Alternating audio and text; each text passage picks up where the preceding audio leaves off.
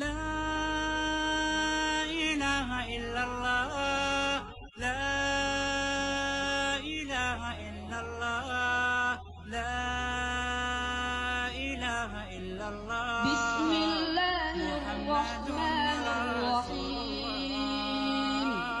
আবু হানিফা রহমতুল্লাহ আলাইহি থেকে শুরু করি, কারণ জামানার দিক থেকে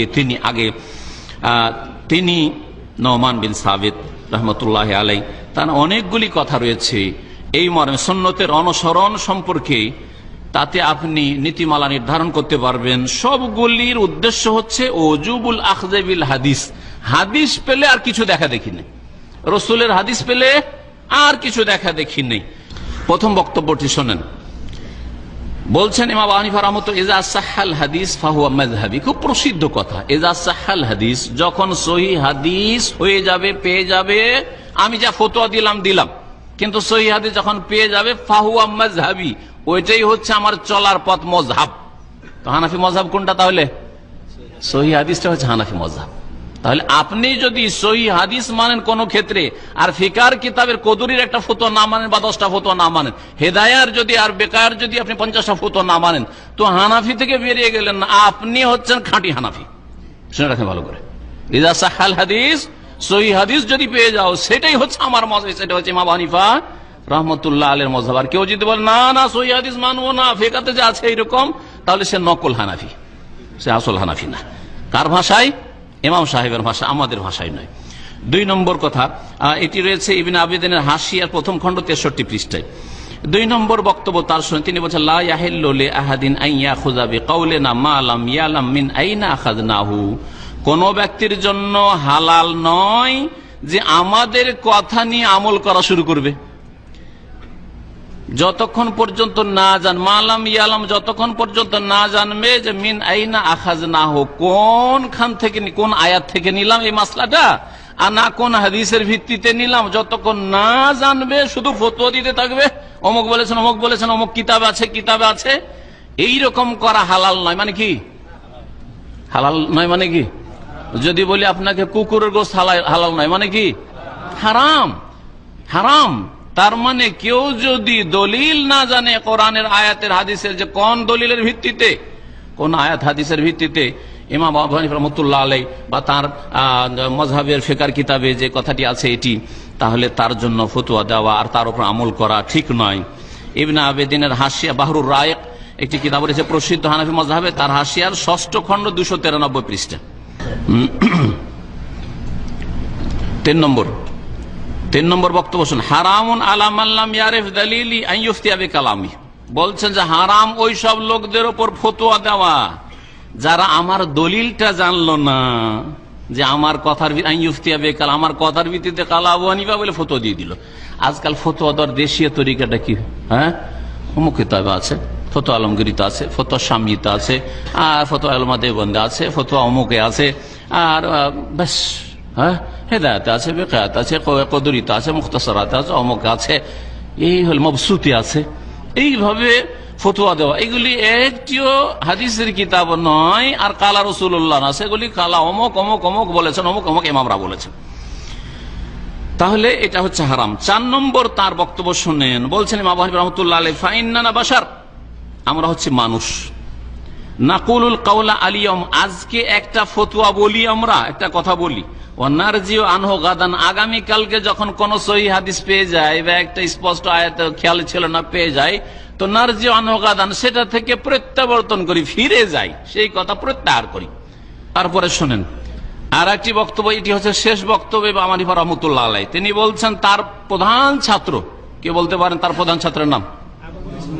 ইমাম আবু ইউসুফ রাহমাতুল্লাহ আলাইহি, যে দীর্ঘকাল ধরে আব্বাসী খলিফাদের যুগে খেলাফত আমলে তিনি রাইসুল কোজাত, কাজীউল কোজাত বলা জায়েজ নয় সেজন্য বললাম না, হ্যাঁ, রাইসুল কোজাত মানে প্রধান বিচার, বিশাল আব্বাসীয় খেলাফত, আজকালকার মতো ছোট ছোট দেশ না, বিশাল আব্বাসীয় খেলাফত, মক্কা মদিনা ইয়ামান থেকে শুরু করে আজারবাইজান, উজবেকিস্তান, আর কত দূর দূর পর্যন্ত চীনের বর্ডার পর্যন্ত, এই বিশাল খেলাফতের যুগে রাজধানী ছিল বাগদাদ, আর তিনি ছিলেন প্রধান বিচারপতি।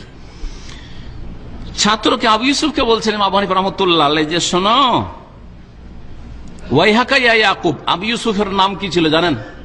ইয়াকুব।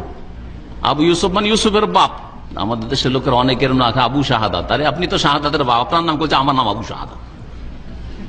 আর আবু বকরের নাম আব্দুল্লাহ ছিল, তা আপনার কোনো নাম নেই, তা আপনি তো মুখের বাপ হইলেন, তা আপনার ছেলেও এটা, আপনি কি? তো ইয়াকুবকে বলছেন, মানে আবু ইউসুফকে, ওয়াইহা ইয়া ইয়াকুব, তোমার সর্বনাশ হবে ইয়াকুব। লা তাকতুব কুল্লা মা তাসমাউ মিন্নি, আমার থেকে যা শুনছো আলোচনায় দার্সে তাই লিখে রেখে দিও না। তখনকার যুগে লেখার যুগ ছিল, আজকের যুগে রেকর্ডের যুগ। এই জন্য রেকর্ডের ক্ষেত্রে প্রথম আমি খুব দ্বিধাদ্বন্দ্বে ছিলাম, আর এখনো বলছি, স্পষ্ট ভাষায় বলছি যে আমাদের সবগুলি কথা নকল করছেন আর রেকর্ড করছেন, এটা আমাদের জন্য মুসিবত হবে না, কারণ আমরা যা বলছি সেগুলি দলিল নয়। যদি দলিল না থাকে তার পিছনে, আমাদের কথার পিছনে যদি কোরআনের আয়াত না থাকে, একটি কমপক্ষে রাসূলুল্লাহ সাল্লাল্লাহু আলাইহি ওয়াসাল্লামের একটি সহিহ হাদিস না থাকে, তো কোনো দলিল না, কোনো মূল্য রাখে না। ওইভাবেই ছেড়ে দেবেন যেমন অন্যের কথা ছেড়ে দেন।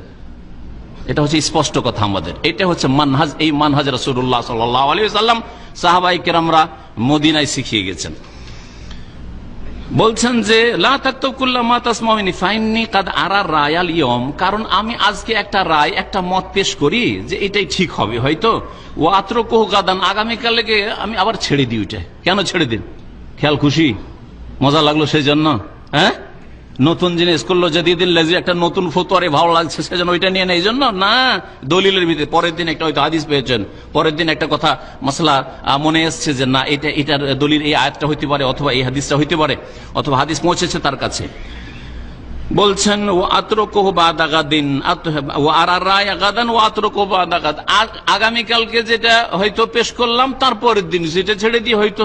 সুতরাং আমাদের সবগুলি কথা তোমরা রেকর্ড করে রাখিও না। এই কথাটি আল্লামা ইবনে আব্দুল বার রাহমাতুল্লাহ আলাইহির ইন্তেকা নামক কিতাবে, আল ইন্তেকা ফি ফাযাইলিস সালাসাতিল আইম্মা আল ফুকাহা, সেই কিতাবে রয়েছে। এছাড়াও যে কিতাবগুলির নাম শুরুতে বলেছি সেই কিতাবগুলিতে আশা করি পাবেন। 5 নম্বর একটি উক্তি গুরুত্বপূর্ণ থেকে গেছে। ইমাম আবু হানিফা রাহমাতুল্লাহ আলাইহিকে একবার জিজ্ঞেস করা হয়, হুজ্জাতুল্লাহুল বালেগা সাহলিউল্লাহ দেহলভীর সেই কিতাবে এই কথাটি রয়েছে। একদিন তার ছাত্র জিজ্ঞাসা করেন, ইযা কুলতা কাউলান, আপনি যদি এমন কথা বলেন ইউখালিফু কিতাবাল্লাহ, যদি কোরআনে কারীমের খেলাফ হয় তো কি করব? কোরআনে কারীমের উল্টা, আয়াতের উল্টো দেখছি, আর আপনি এত বড় ইমাম আবু হানিফা, ইমাম আজম, তাহলে কি করব? বলছে উতরুকু কওলি লিকাউলিল্লাহ, আল্লাহর কথার সামনে আমার কথাকে ছুড়ে ফেলে দিও। অন্য হাদিসের অন্য তার বক্তব্য রয়েছে যে সেটাকে দেওয়ালে ছুড়ে মারিও, আরজাল হায়াত, দেওয়ালে ছুড়ে মারিও। আবার জিজ্ঞাসা করলো ছাত্ররা যে ইযা কুলতা কাওলান ওয়া কাওলুকা ইউখালিফু হাদিস রাসূলিল্লাহ সাল্লাল্লাহু আলাইহি ওয়াসাল্লাম, আপনার কথা যদি রাসূলুল্লাহ সাল্লাল্লাহু আলাইহি ওয়াসাল্লাম হাদিসের খেলাফ হয়, সহিহ বুখারীর হাদিসের খেলাফ, হ্যাঁ সহিহ মুসলিম হাদিসের খেলাফ, যদি এরকম হয় কি করব? উতরুকু কওলি লিকাউলি রাসূলিল্লাহ সাল্লাল্লাহু আলাইহি ওয়াসাল্লাম। 3 নম্বর জিজ্ঞেস করা হলো, ইযা কুলতা কাওলান ওয়া কাওলুকা ইউখালিফু কাওলাস সাহাবা, আপনার কথা যদি সাহাবী আবু বকর, ওমর, ওসমান, আলী আর এইসব সাহাবায়ে কেরামদের খেলাফ, যারা রাসূলুল্লাহ সাল্লাল্লাহু আলাইহি ওয়াসাল্লামকে সরাসরি শিখেছেন, তাদের খেলাফ হয়, বলেন উতরুকু কওলি লিকাউলিস সাহাবা, সাহাবায়ে কেরামদের কথার সামনে আমার কথাকে ছেড়ে দিও, ছুড়ে ফেলে দিও। তারপরে জিজ্ঞেস করলে 4 নম্বরে জিজ্ঞেস করে, ইযা কুলতা কাওলান ওয়া কাওলাত তাবিঈন ইউখালিফ, আপনি যদি একটা কথা বলেন আর তাবেঈনদের কথা, সাইয়্যিদ ইবনে মুসাইয়্যিব, ইবনে সিরিন, হাসান বাসরি, এইরকম যারা তাবেঈন সাহাবীদেরকে দেখেছেন, এদের কথার যদি বিপরীত হয় তাহলে কি করব? বলছে হুম রিজাল ওয়া নাহনু রিজাল, সেই ক্ষেত্রে আমরাও মানুষ ওরাও মানুষ, জরুরি না যে ওদেরটাই ঠিক হবে। তাবেঈনদের ক্ষেত্রে আমারটাও ঠিক হতে পারে, ওদেরটাও ঠিক হতে পারে, আবার ওদেরটাও ঠিক হতে পারে, আমারটাও ভুল হইতে পারে, হয়তো এরকম হইতে পারে। হুম রিজাল ওয়া নাহনু রিজাল, এটা হচ্ছে আদর্শ। এই আদর্শ শিখেছেন রাসূলুল্লাহ সাল্লাল্লাহু আলাইহি সাল্লাম থেকে ইমাম আবু হানিফা রাহমাতুল্লাহি আলাইহি। সহিহ বুখারীর হাদিস শুরুতে যে পড়েছি তা দিয়ে আমার আলোচনা সমাপ্ত করছি। প্রিয় নবী মুহাম্মদ রাসূলুল্লাহ সাল্লাল্লাহু আলাইহি ওয়াসাল্লাম বলেছেন, কুল্লু উম্মতি ইয়াদখুলুনাল জান্নাহ, আমার উম্মতের সকলে জান্নাতে যাবে, আমার উম্মতের সকলে জান্নাতে যাবে, ইল্লা মান আবা, তবে যে জান্নাতে যেতে অস্বীকার করবে। সাহাবীরা আশ্চর্য হয়ে গেলেন, আরে আবা আবার কি হবে? অস্বীকার, আমি জান্নাতে যাব না, জান্নাতে আমি যাব না, আমি জান্নাত চাই না। কে বলবে? মুরতাদ বলতে পারে, নাস্তিক বলতে পারে, হ্যাঁ বিধর্মী বলতে পারে, পরকালে অবিশ্বাসী বলতে পারে, কিন্তু একজন মুসলিম সে কি করে বলবে যে আবা অস্বীকার, আমি যাব না? কুল্লু উম্মতি ইয়াদখুলুনাল জান্নাহ, আমার উম্মতের সকলে জান্নাতে যাবে, ইল্লা মান আবা, তবে যে অস্বীকার করবে। কিলা মান আবা, সাহাবীরা বলেন মান আবা ইয়া রাসূলুল্লাহ, কি আবার অস্বীকার করবে? এরকম বেকুফ কি আছে, নির্বোধ? কালা, নবী সাল্লাল্লাহু আলাইহি ওয়াসাল্লাম বললেন, মান আতানি দাখালাল জান্নাহ, যে আমাকে মানলো সে জান্নাতে যাবে। অমান আসানি, যে আমার নাফরমানি করলো, বিরুদ্ধাচরণ করলো, অন্যের কথার ভিত্তিতে রসুলের কথাকে অমান্য করলো, ছেড়ে দিল, অস্বীকার করলো মানতে, সংকীর্ণতা বোধ করলো, সংকোচ বোধ করলো যে না না এটা আমাদের তরিকাতে নেই, এইভাবে ছেড়ে দিল, ফাকাদ আবাসে, জান্নাতে যেতে অস্বীকার করলো। আল্লাহ পাক রব্বুল আলামিন যেন হক কথা বুঝার তৌফিক দান করেন। আল্লাহ পাক রব্বুল কোরআন এবং হাদিস মেনে চলার যেন তৌফিক দান করেন। সাহাবায়ে কেরামের তরিকায় যেন চলার তৌফিক দান করেন।